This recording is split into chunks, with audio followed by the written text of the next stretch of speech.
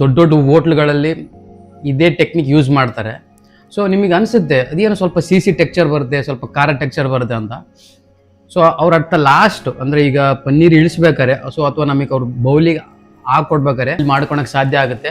So ಇಷ್ಟ ಆಗೈತಿ ಇವತ್ತಿನ ರೆಸಿಪಿ. ಸೊ ದಯವಿಟ್ಟು ಈ ರೆಸಿಪಿನ ಮನೇಲಿ ಟ್ರೈ ಮಾಡಿ ಹೆಂಗಾಗಿತ್ತು ಅಂತ ನಂಗೆ ಕಮೆಂಟ್ ಬಾಕ್ಸಲ್ಲಿ ತಿಳಿಸಿ. Have a nice day. Bye.